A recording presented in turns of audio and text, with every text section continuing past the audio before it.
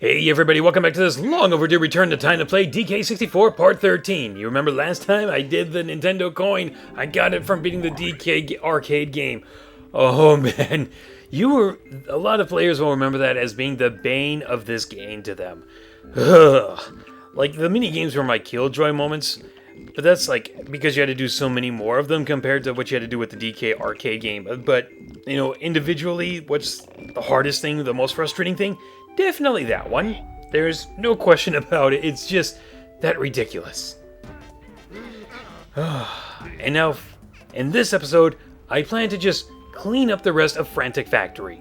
I want to beat the boss, I want to get all the rest of the bananas, all the banana medals, and just make a clean break for it, because what I plan to do is I'm going to start recording this off of the Wii U Virtual Console, because the last time I did this, it wasn't even out on the Virtual Console yet, and it was kind of... Well, how do I... It's kind of frustrating for me to explain this, but I'll try. I used to use Dazzle, and the audio and the video were not syncing up very well, and that was the only real way I could record it without using a DVD recorder. I have an Elgato now, at the suggestion of Earthquake... I believe it's Earthquake 1001, who suggested this about 2 years back. My old laptop really couldn't handle it because of just the audio, or at least from the recommendation, or what the required level was. I don't think my old laptop could do it. It can do it now. My goodness, that Elgato, when you have it on the best quality, that thing eats up your memory. Ugh. But even though I have it now, I want to play it on the Wii U Virtual Console because it's going to look sharper, it's going to look better, it'll have a better frame rate, and I've actually played through and beaten it on the Virtual Console, and I know what I'm going to get myself into. I'll explain that when we get there. But actually, until we get to the Virtual Console, these are actually going to be post-commentary. And this boss fight, I'm skipping a lot of it. I mean, and by that I mean I'm cutting out chunks, huge chunks of this boss fight. It's basically the most memorable, one of the most memorable boss fights in the game, but it's also the most tedious, and it just drags on. And you'll see what I mean. I used to love the concept of this boss because, I mean, just look at it and listen to it.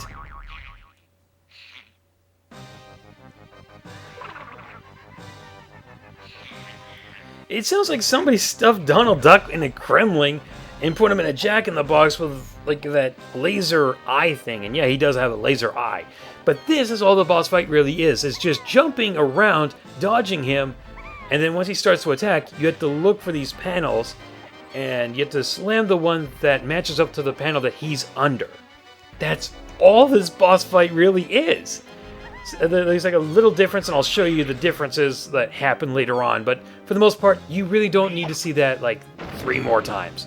I think there was one part I actually did fall off, and had to do the whole thing all over, and had to do that whole section all over again. I don't want to show you guys that because let's just go ahead and cut. Here's the next difference in this boss fight. Here, he turns himself invisible, but you can still see where he is because of the spark trail, so no biggie. So let's just go ahead and get to the last part. He can actually... This is where he starts to shoot a laser at you, but... once again, I beat him. Now, what would happen if you got the wrong one? I think you electrocute yourself, but I'm not sure. To me, that's one of the most memorable boss fights in this game, but to you, if you've never played this game and you're just watching this, you are not going to remember it because of the short amount of time we had with it. I love the music and the way it looked, but that was pretty much it. I think I'm done with Tiny, so I'm going to go ahead and cut to Chunky. And all I'm going to do with Chunky right here is just get some bananas so I can get his banana medal. But is that going to be enough? Nope, still need at least 15 more. So, once again, I'm cutting to Lanky, because I believe I still need to do a lot with Diddy, Lanky. Well, actually not a lot. I think they just need 1 banana each. Lanky, Diddy, Chunky, and DK. Tiny's just done. Tiny's done. But everybody else kind of needs to do this. This minigame's not so bad. It's kind of funny, though. It's like, there's this mix of easy and really hard minigames. So, I actually look forward to getting the easy minigames because the hard ones are just way too frustrating. And I've actually played through this on the Virtual Console. And the funny thing is, they've increased the frame rate of it. And for some reason, DK64 does not play well in 60 frames per second. It really doesn't. But thankfully, you have restore points, and that's the only way you can actually beat the game, or at least one of the mini games that comes that I will show you in the future whenever we get there. Because there is one in particular you cannot beat unless you use the restore point, because you have to make a blind lucky guess, and it's the one where you have to shoot the Kongs in the dark, or it switches. It's like it's light, it's dark, it's light, it's dark, and the Kongs switch places, but you have to hit a banana. I think I might have done one of the mini games, but the problem is, it disappears so fast. You do not have time to react. You do not have time to know where it is and then get a shot off. So you have to use the restore point to make lucky guesses. My goodness. I didn't want to originally use the restore points when playing on the Wii U Virtual Console, but I think it's just going to make editing and making sure that this doesn't get all the memory eaten up as I play through and record it. So, yeah, I will be using some restore points. I feel like I'm cheating the game. Oh, wait a minute. Yep. When you hear that, all the bananas, you've gotten all the little tiny colored bananas with that Kong in that level. Welcome to bonus stage. Let's see, there is one little thing I can talk about right now, and it's the thing that really bummed me out last week. I couldn't believe this happened. Nobody was prepared for this. You can make all your whole, my body was ready, no, your body wasn't. And that was GameTrailers.com shutting down for blank reason, out of the blue, right then and there. Why was it shut down? Why did Defy Media just say, you're done, you're fired, get out, everybody, you're gone, we're shutting it down? I loved Game Trailers. I thought the reviews were great, timeline was great, even though it's sad that they never got to do the Metal Gear Solid one. But the thing I loved most about them was Pop Fiction. That was a magical little show for me, to see all these myths that I may or may not have known, and get the history behind them, get the facts. I will miss Game Trailers, and I hope that... I wish the best of luck to all the workers there. Honestly, I have no idea what else I can talk about after talking about that depressing news. I mean, I couldn't believe Game Trailers shut down. I really wanted to see more Pop Fictions, even though we hadn't seen them since the whole Kingdom Hearts Mysteries. I'm gonna miss them. I'm gonna miss them worse than I missed that balloon. I finally got it! I don't know why I needed it. I think I already had enough to get DK's Banana Medal, but whatever. It was there, and I wanted it.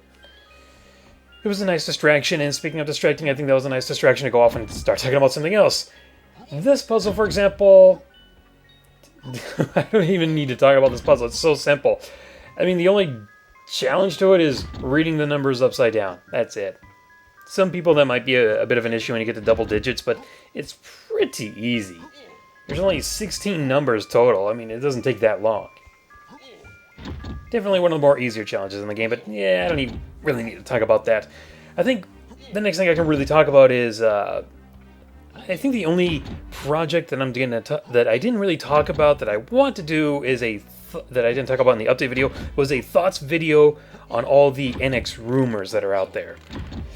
I don't want to talk about all of them in this video because then that would defeat the point of actually doing a video and thoughts video on it. But the only one that I was way late on that one. Donkey Kong. Yeah. Let me skip real quick. Okay, so, I could talk about some of the NX rumors, but I want to save that for the video.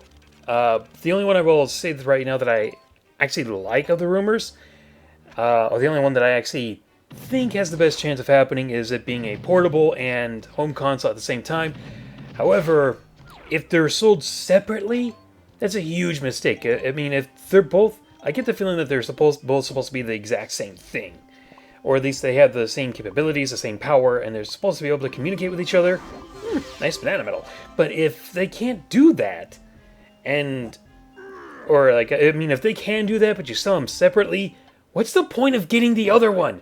Why would you waste your money? What kind of benefits would you get from buying both if you sold them separately? That's just a bad idea. Maybe there'll be like a bundle. Here's the home console, here's the handheld, and then here's like both of them that's really super cheap. I don't know.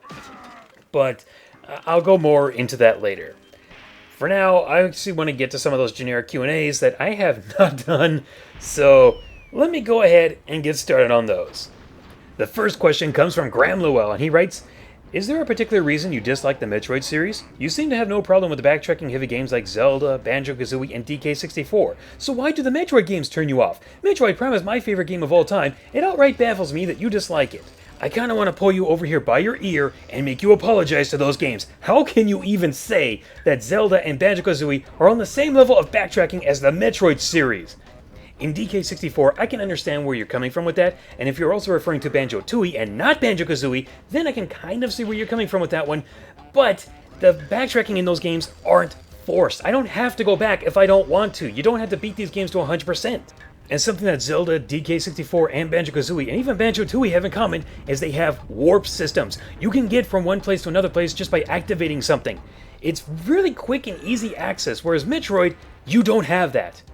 Now, if you're talking about Skyward Sword, yeah, there's no warp system. That's one of the reasons that's not one of my favorite Zelda games. It doesn't make it a bad game. But that also doesn't mean that I dislike the Metroid series because of all the backtracking. I don't know where you got that idea. What, just because it's not one of my personal favorites, that I dislike it for some reason? No, that's not it at all. I respect the Metroid series. There are some Metroid games that I actually really do enjoy, like Prime, Prime 3, and Fusion. Those three I thought were really some of the best Metroid games out there. What about Super Metroid? I respect it, but there are some things that really annoy me about that game. But, once again, I respect it. I understand why people love it, so I'm not going to say anything. And, wow, I think I only have time for one more generic Q&A. Sure got a lot of those taken care of, didn't I? Gamer95 asks, joke question, did you rock the place? What have you done?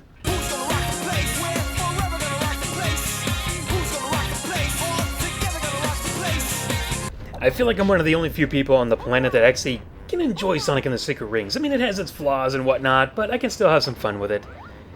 And with that, I think I'm pretty much done with this video. Got the last banana medal, and yeah, that's pretty much it. That's gonna do it.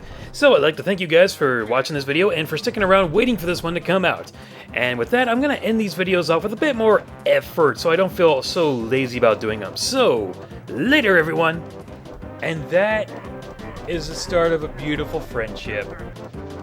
Guess we're going into overtime. Holy crap! The Kremlin was doing the moonwalk!